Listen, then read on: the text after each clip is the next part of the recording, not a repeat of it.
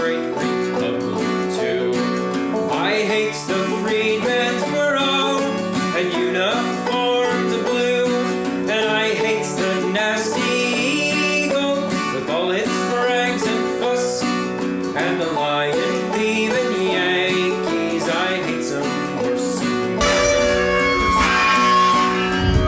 Howdy there. I'm Matt McKinley, and we're burning daylight. Well, howdy there, daylight burners. Happy Monday.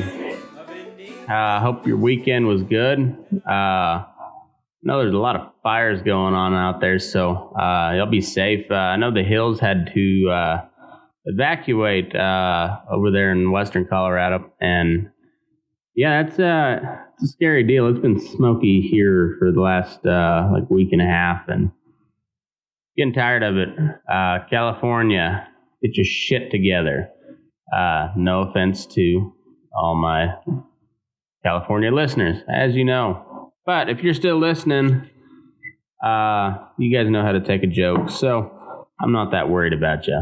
But seriously, get your shit together, state of California. It's been kind of a slow week here. We got some Mexican cattle in, and it's kind of nice to see something other than spots. So got that going for me, which is nice. And yeah, it's people are headed back to school, and shit is still crazy. So if you needed a current events update, Trump is still hated by the media, orange man bad. Joe Biden still cannot complete a sentence coherently. Well, I guess I didn't hear his speech the other day at the DNC, but apparently he did okay for Joe Biden. So there we go. That is current events update. AOC got a minute to speak at the DNC, and our favorite socialist endorsed Bernie Sanders, which I kind of love, just because she said "fuck you" to the DNC. So I guess there's everybody has some redeeming qualities somewhere or another. So yeah, we other than that, current events is still crazy, and I'm sure you're aware of it. So moving on, we got some sponsors to pay for this show, and I don't know how I got them to go ahead and agree to that, but you know what? I will take it. I will run with it, and I appreciate the hell out of it. So first up, we got Stetson Ranches, the lead sponsor of the show. My good buddy Jesse and his family up there, Jay and Tina and Krista, running a multi-generational family ranch, and working on making it even more multi-generational and sustainable from an economic standpoint and a conservation standpoint. And to do that, they are diversifying, and they are trying to bring in as many revenue streams as they can in order to make this thing sustainable. So started off, they got some industrial hemp. They are what we call early adopters as far as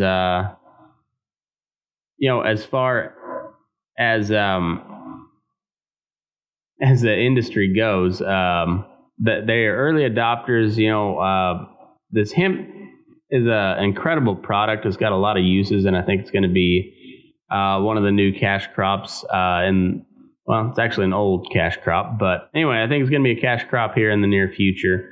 And Stetson ranches are getting in early and getting their foot in the door to be able to capitalize on that in the long term. They've also got some really excellent bloodlines in their remuda. They got some just really big bodied, big bone, athletic, deep chested, just these mares are built like a tank, and they got some of the best bloodlines you'll find out there.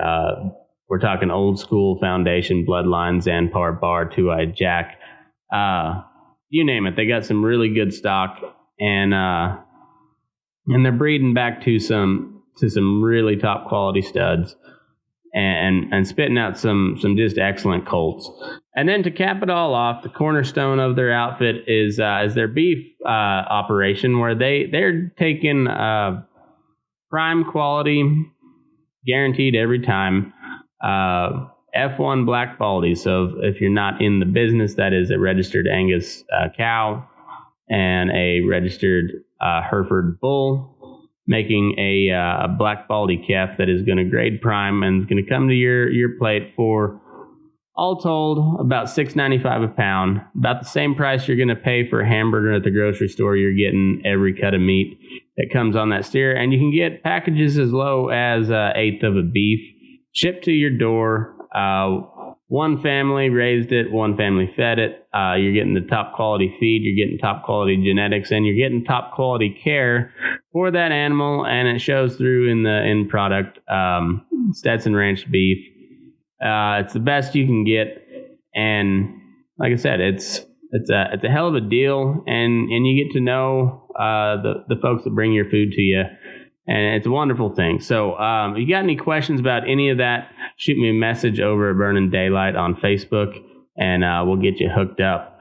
Next up, we got Loma Livestock. You know George, he's the longest running sponsor of this show, the OG, and he's running the best goddamn sale barn in North America. They're in Loma, Colorado, located at 1369 12.5 Road. They got a sale coming up this Friday and every Friday after that, going through the fall and the winter months. George is doing a lot of cool stuff technology-wise. He's getting up the live auction. It's been up for a while and it's going well. But he's working on it all the time to get multiple camera angles and make it a better experience for those who are viewing online. And if you'd like to do that, if you can't make it to the sale, because that's always the best way to experience that, is to just show up. But if you can't make it, head over to dvauction.com, click on the Loma Livestock tab, and you can watch the sale right there, and you can bid on it live.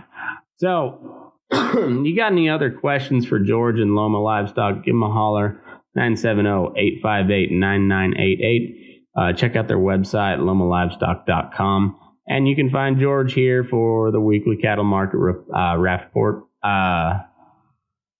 Depends on what day we do it, but we do it a lot here, and I appreciate all these sponsors helping me upgrade my stuff, get all this cool equipment, and get to talk to you fine folks.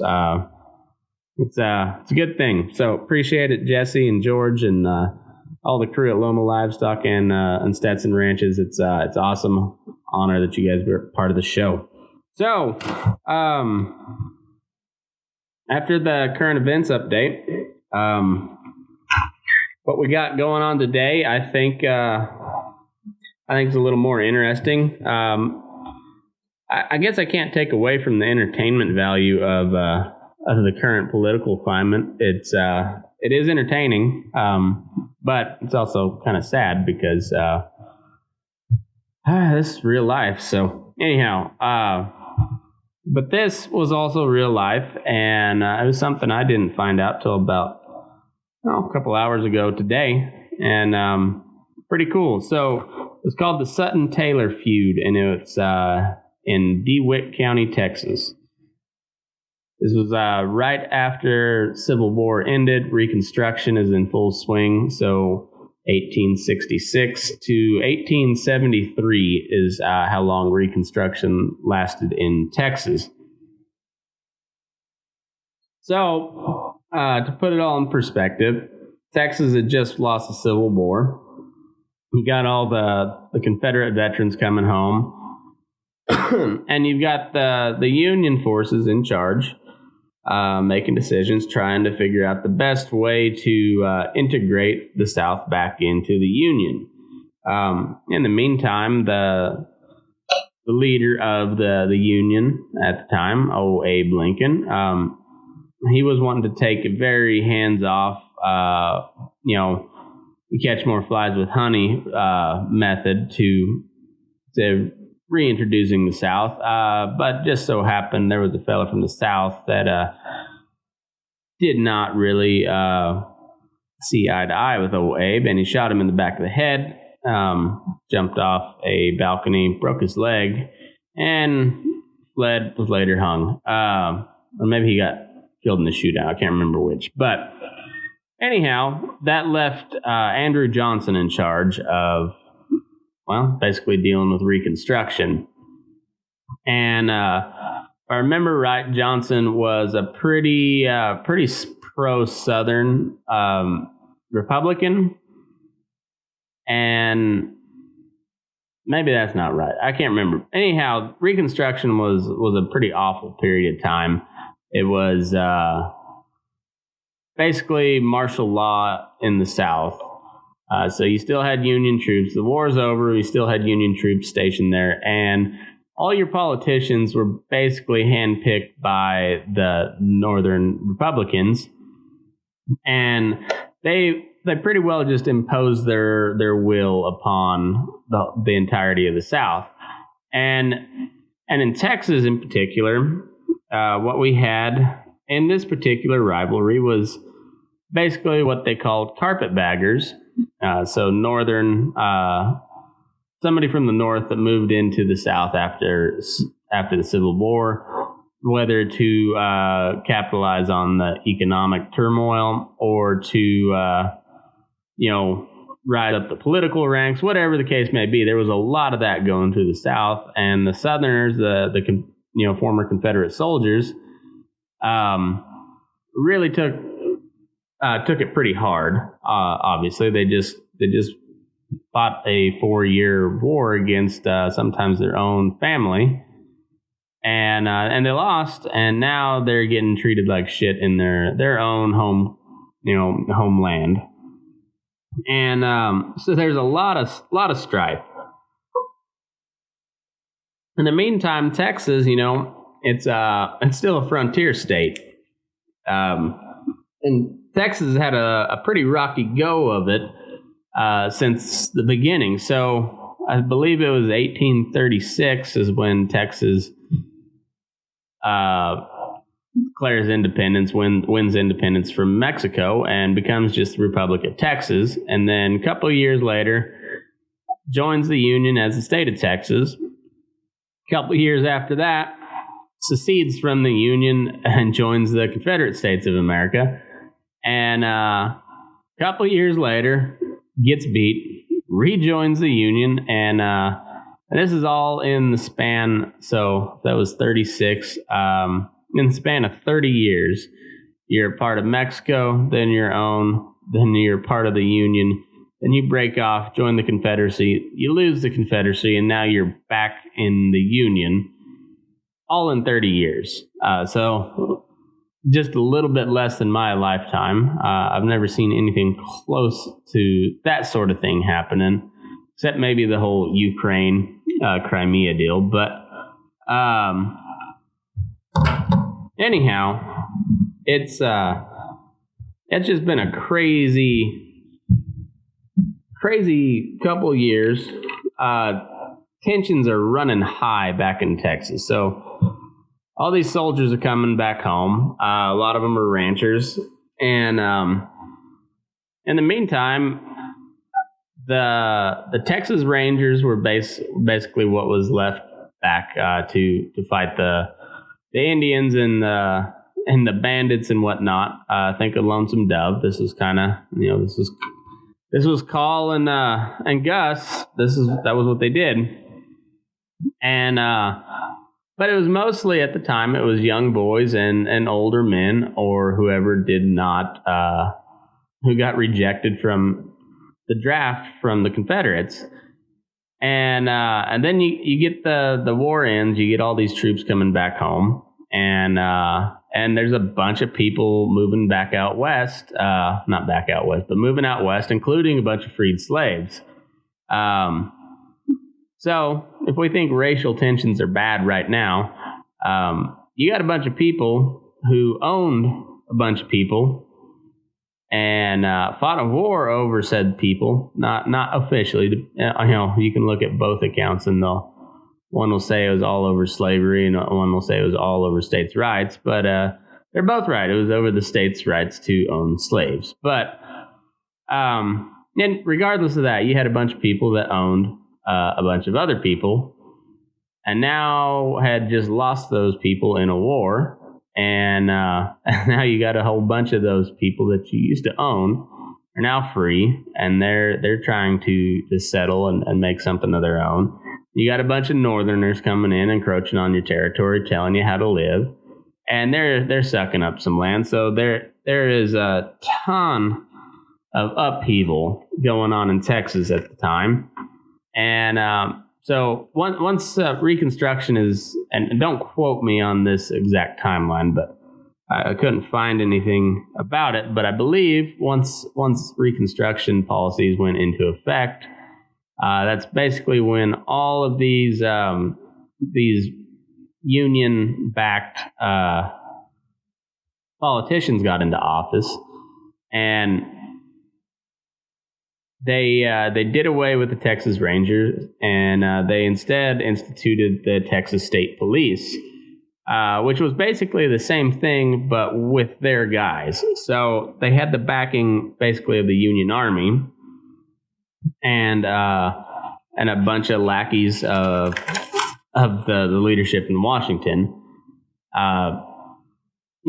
Basically letting them do whatever they want, and they pretty well terrorized Southeast Texas for a while, and a lot of it they said that was, they're trying to crack down on cattle rustling, but basically they were just harassing a bunch of these former Confederates, because a lot of the state police and the leaders were, either former or still serving in the Union Army, had an axe to grind, and probably a little bit power drunk, and so it was just not a good time.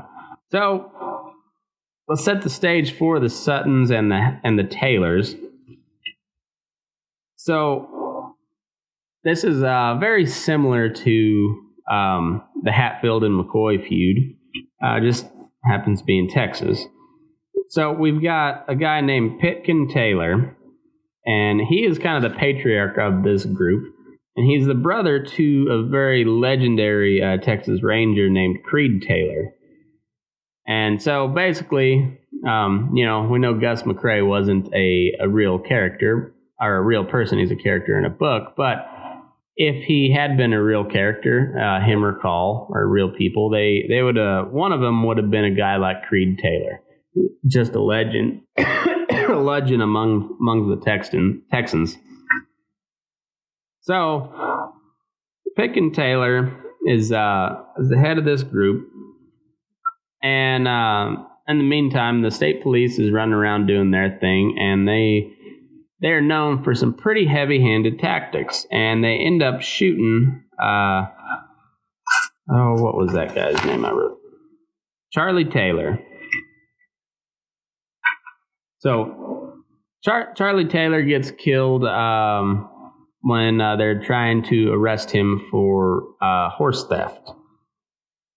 And then, fast forward a couple months later, Christmas Eve, 1868, a guy named William Sutton, who is a member of the Texas State Police, shoots and kills Buck Taylor, a member of the family, and Dick Chisholm. I don't know what his relation is, but they had a disagreement over the sale price of a horse with this Will Sutton fella. And Will Sutton ends up killing them both. And, and in the meantime, you've got the state police really cracking down on this area. And then you fast forward to 1870, there's tempers are running high, obviously. There's been 3 members of this Taylor group that got killed. And people are starting to take sides.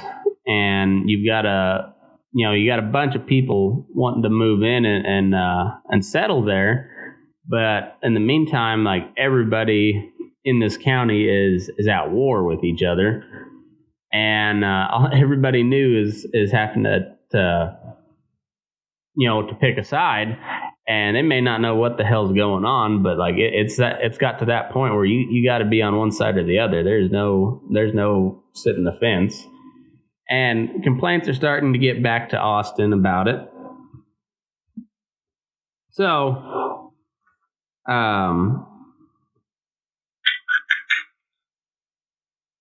so 1870, in one of these state police crackdowns, which they would a lot of times, they would arrest people on some very menial, just kind of ticky-tack charges, and then never really even try them at all. They would just arrest them, and then a few miles down the road, they'd go ahead and execute them, either shoot them in the back of the head or hang them. And the guy that was in charge of the Texas State Police at the time was a guy named Jack Helm, and William Sutton was his kind of right-hand man. And so for a while, it was called the Sutton-Helm gang. But as you'll find out later, it got dropped to the Sutton gang, and that's a little ways down the road. So,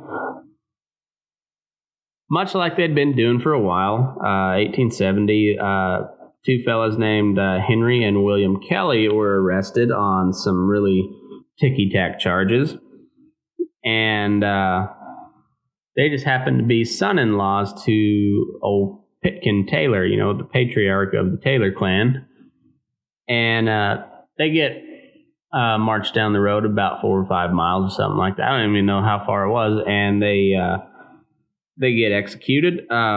Just so happens that old Pitkin Taylor's daughter, I think it was Henry Kelly's wife, she was in hiding and just happened to witness this whole thing. So it was a pretty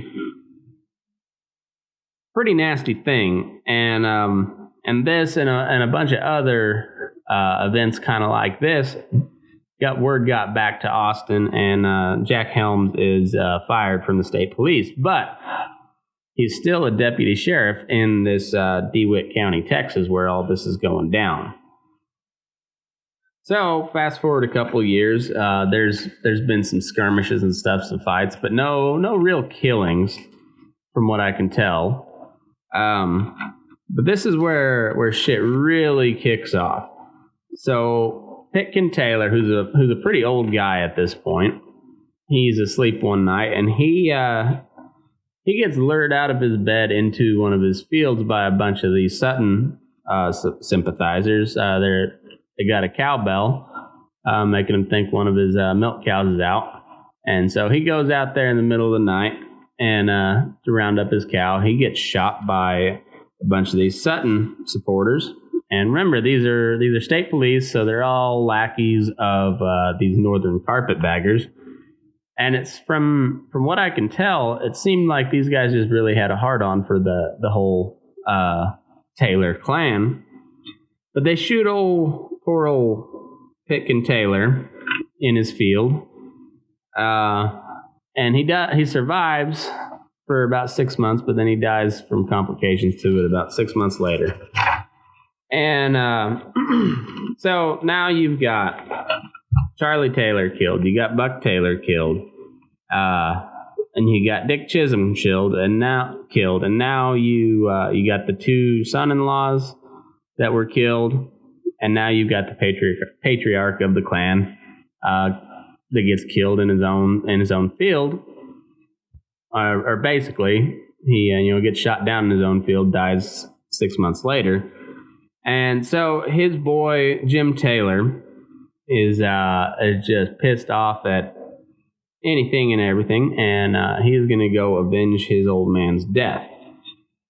So, April 1st, 1873, worst April Fool's joke of old Will Sutton's life. Will Sutton is sitting in a saloon in Cuero, Texas. Cuero? I'm not sure how you pronounce that. Cuero, Texas. Will Sutton sitting at the bar, and Jim Taylor shoots through the saloon door, hits him, wounds him, but doesn't kill him. He survives. And then just so happens that these Taylors are related to, by marriage, a fellow named John Wesley Hardin. If you're a connoisseur of gunfighter history, you'll know who John Wesley Hardin is. He's widely renowned as one of the deadliest pistoleros of the Old West. He was kind of a deranged psychopath, but very, very good with a gun. He was married, or he was related to the Taylor clan by marriage. He was also a big pro-Confederate guy, much like, well, pretty well all of Texas, except for this new influx of people. But all the original Texans were very strong Southern sympathizers, obviously, because they just fought a damn war. But John Wesley Hardin was one of them, and so he joins in, and him and along with Jim Taylor, they find Jack Helms. Doesn't say what day. I could never find that date, but in May of 1873, he's at a blacksmith shop, and they go ahead and shoot him down, kill him dead, and then in June, Jim tries another time to ambush old Will Sutton, but Sutton escapes. No damage done on this go around. So twice he's evaded capture, and he's starting to get a little nervous, if you know what I mean. Well, after they go ahead and kill Jack Helms, they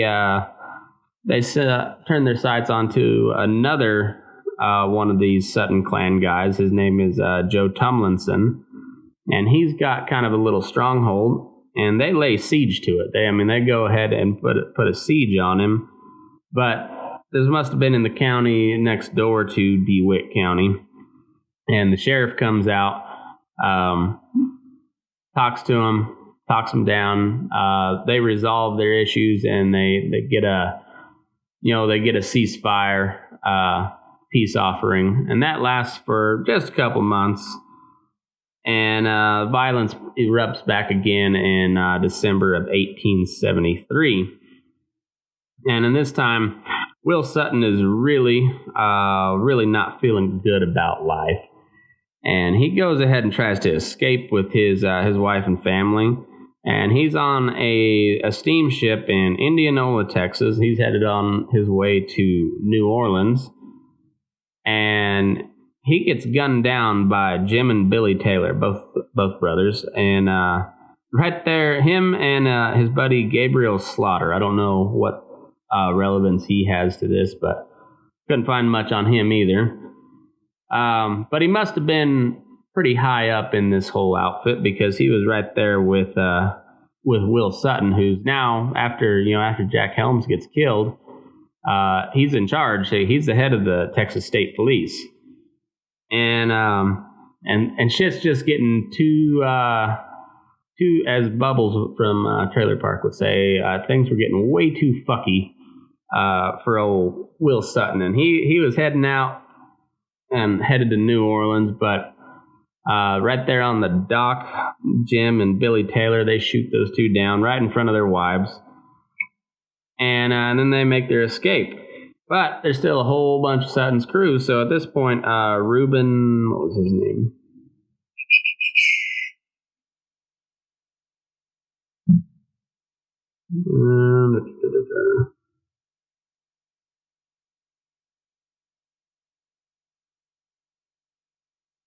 Yeah, I'll find it here in a minute. But Reuben H. Brown takes over after Sutton is killed, and in retaliation for this assassination of Will Sutton, his crew, they go ahead and retaliate, and they find three members of the Taylor crew, get them arrested for basically nothing, and it was a fake cattle rustling charge is what they got him on. These three were headed up north. They were driving a herd north to the railhead, and they pick him up for cattle rustling. It was a false cattle rustling charge, but whatever. They go ahead and lynch him, and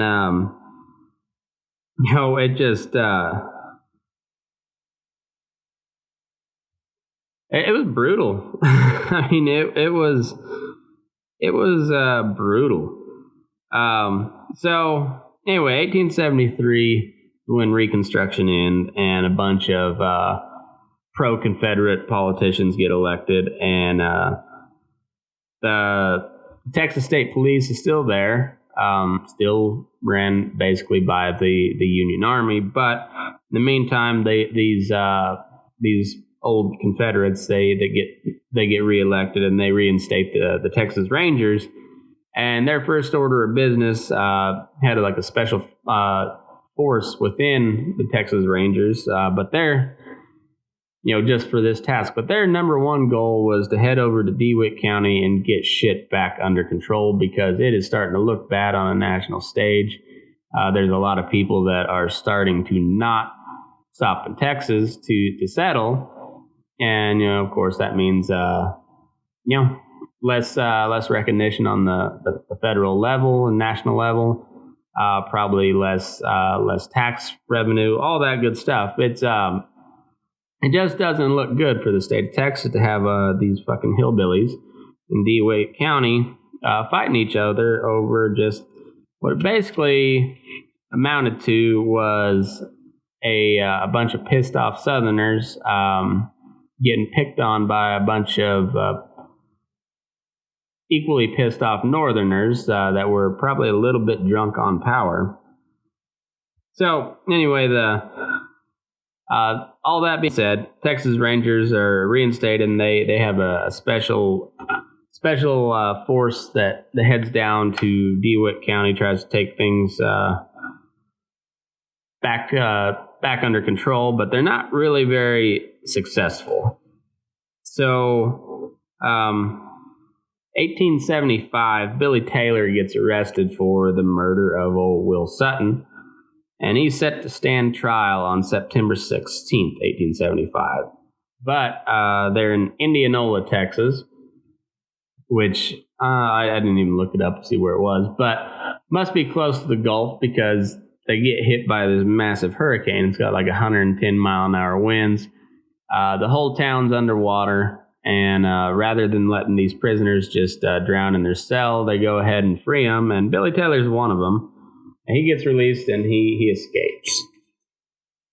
So then, November 17th, fast forward a couple months, John Wesley Harding, he meets up with the new leader of the Sutton crew, Reuben H. Brown, and shoots and kills him at the Exchange Saloon in Cuero. And then about a month later, Jim Taylor and two of his crew members are shot and killed at a gunfight in Clinton, Texas. And Jim, being the one that was really up in arms, really kind of driving force behind the whole thing. Well, once he gets killed, the feud cools off a little bit, but next year, September 1876, September 19th to be exact, two masked men show up at the house of a fella named Dr. Philip Brassel. And they drag him out of bed, middle of the night. They drag him out of bed, and he's got his three boys there with him, and they march all four of them down the road. Now, his oldest boy happens to be a pretty well-known outlaw, and that's probably the reason for, or the reason why they stopped at this at his house. But for all intents and purposes, and all the records that I could find, this Dr. Philip Brassel was a pretty upstanding member of the community, well respected.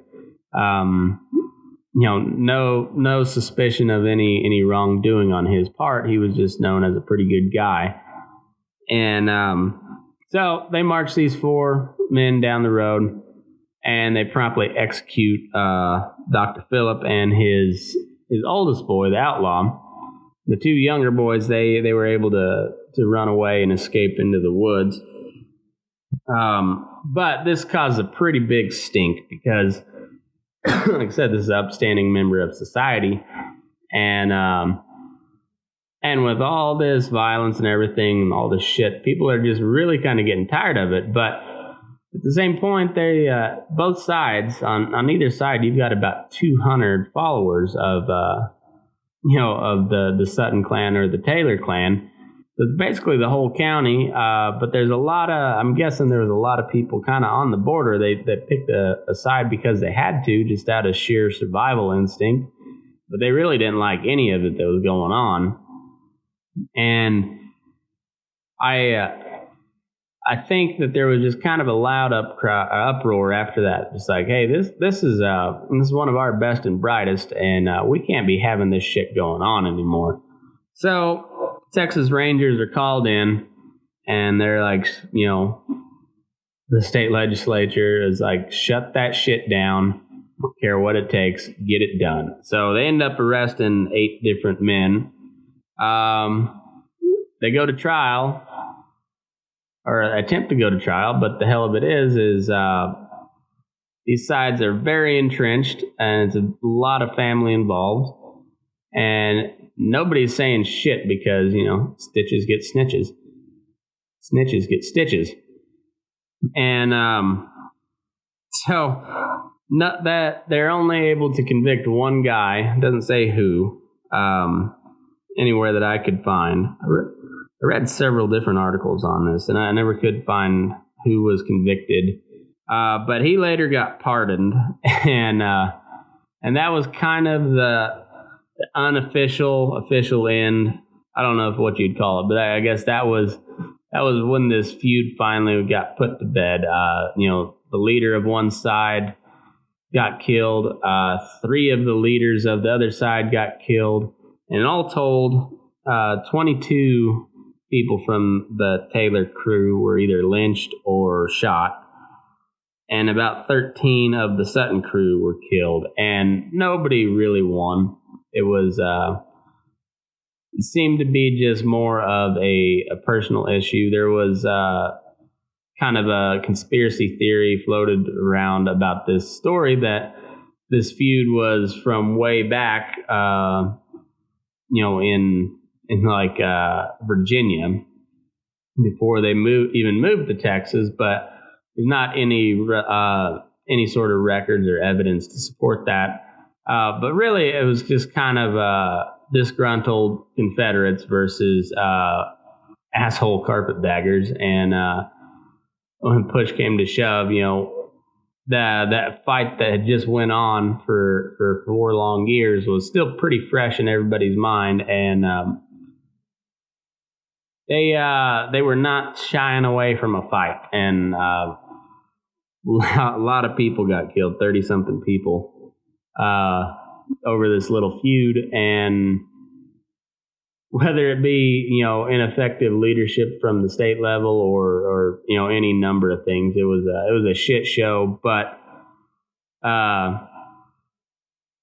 luckily, it just seemed like everybody was just tired of all the violence, and even after the one fellow was convicted, they're just like, it's not even worth trying to have this guy serve out his sentence. So he gets pardoned, and that's the end of it. And I guess everybody breathes a sigh of relief, and they say, all right, go back home and just shut the fuck up for a little bit. Stop killing each other.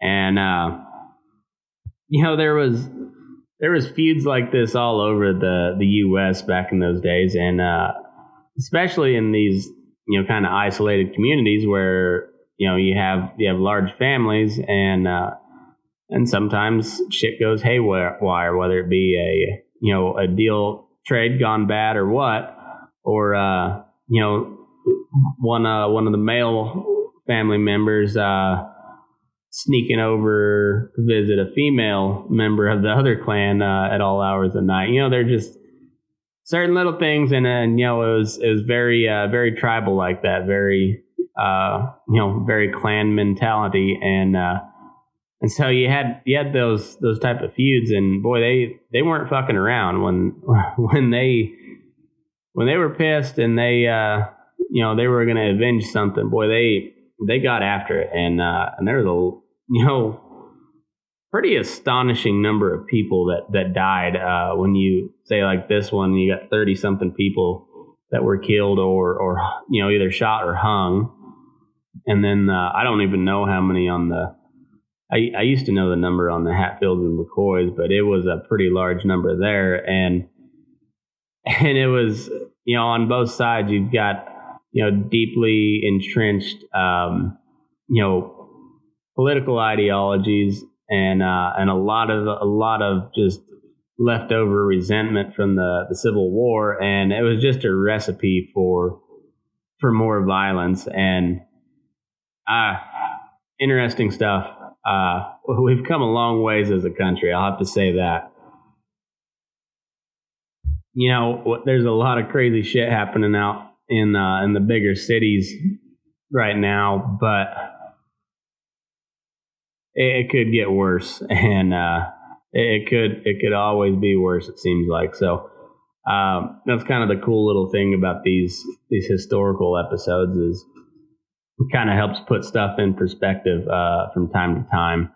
And as wild and crazy and shitty as the times are right now, at least we don't have minor wars going on throughout the country, which I guess to some extent we do, but not quite like that. And so that's a good thing. But I hope you enjoyed that episode. I really enjoy looking up the information on these. Stuff's right up my alley, so makes it fun to do some research and jot notes down to tell for a good story. So anyway, we'll keep doing that. You guys keep doing your thing. You're not subscribed to the podcast or the page or anything, please go do that. If you listen on Apple, I would appreciate it if you leave me a 5-star review. Help get the word out a little bit more, and share it on your social medias if you would. We've had some really good interaction and a lot of upward movement on how we're doing here lately. So I'd like to keep that up and I guess strike while the iron's hot. So if you would, I'd appreciate it. Share it around. Tell your friends, your family, whatever. Anybody you think would get a kick out of it, send them our way, and we'll be glad to have them. But you can find me on Facebook, Matt McKinley, at MickerMac85 on Twitter and Instagram. Podcast page is Burning Daylight on Facebook and YouTube, at Move Your Ass everywhere else. And make sure you go check out the Burning Daylight website, burning-daylight.com. We got a whole bunch of content over there. You can listen to the show. You can look through some memes. We got all sorts of good stuff. We'll be putting together a little newsletter every week as well. And hopefully we'll get some more people contributing to the site, and it'll be a cool deal once we get everything rolling and we get some more people on board. I think you'll like it. So, but go check it out. We got some shirts for sale and whatnot. But more than anything, just keep tuning in and keep trying to put something good together for you. So hope you like it. Hope you have a wonderful week, and stay safe out there. And move your ass for Burning Daylight.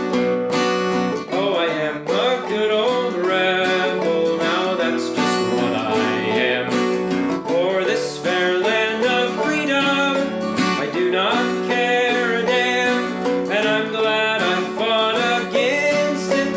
I only wish we'd won, and I don't want no pardon for anything I've done.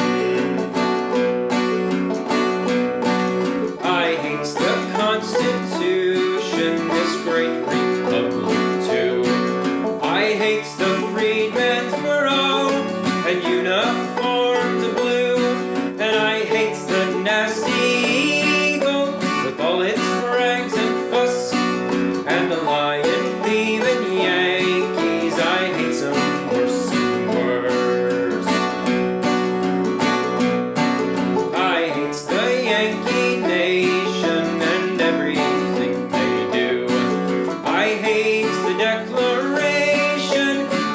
independence too.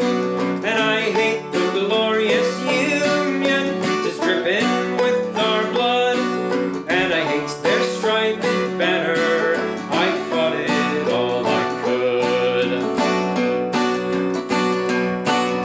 I followed old Marse Robert for 4 years near about.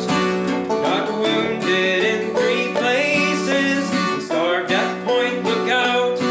And I catched the rheumatism, camping in the snow. But I killed a chance of Yankees, and I'd like to kill some more. 300,000 Yankees is stiffened southern dust. We got 300,000 before they conquered us, and they died of